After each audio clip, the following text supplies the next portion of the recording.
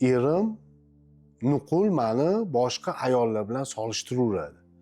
Va natijada ham erimni yomon ko'rib ketyapman, ham o'zimni yomon ko'rib ketyapman. Nima qilsa bo'ladi? To'g'ri, eng yomon narsa erkak kishiga maslahatim ham bu o'zi umuman oila a'zolarini kim bilandir kimgadir solishtirish bu noto'g'ri.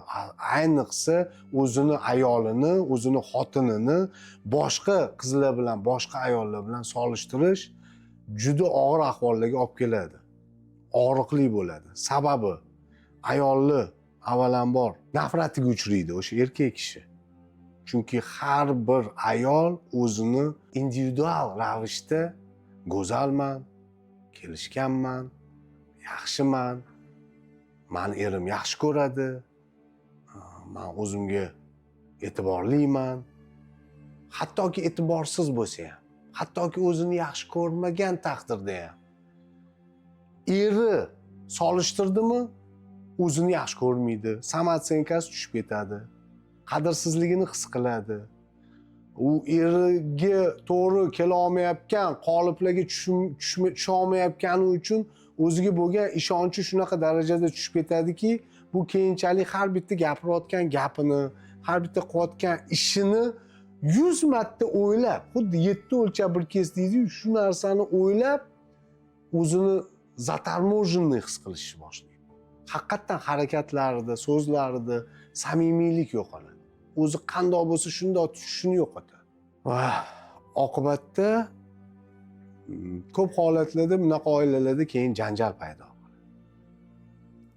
Chunki ayolni o'ziniga bo'lgan ishonchi tushgandan keyin erkak kishi uni manipulyatsiya yo'li bilan xohlagancha boshqarishi mumkin. U ayolga maslahatim, eri solishtiryaptimi, bilsinki, eri manipulyator. U o'zini qolipiga tushirmoqchi va undan xohlagancha foydalanmoqchi. Xohlagan chizig'idan chiqarmaydigan holatga olib kelmoqchi. O'zida u ayol bilsinki, 8 milliard xalq bo'lsa dunyo bo'ylab, u yolg'iz, yagona bunaqasi. Bunaqasi yo'q. Uni o'sha tashqi ko'rinishidan tortib, ichki olamigacha unga o'xshagani yo'q, u ham boshqalarga o'xsholmaydi. Boshqalarga harakat qilmasin o'xshashga. Eri yo'q uni shundoq qabul qilsin yoki qabul qilmasin. Erkaklarga maslahatim, to'g'ri bor erkaklar ayolini ichidagi boshqa ayollar bilan solishtirishi mumkin. Lekin buni hech qachon ayoliga tashqi olamga chiqarib gapirish kerak emas. Ozgina erkak ham erkaklik o'zini stержini bor, o'shani ushashni bilish kerak. Xo'p, boshqasi bilan solishtirdingmi? Shuni tilingni tiyib, o'zingda kuch topib, ichingda saqlab, yutib olib yo'q qilib yuborishga harakat qiling.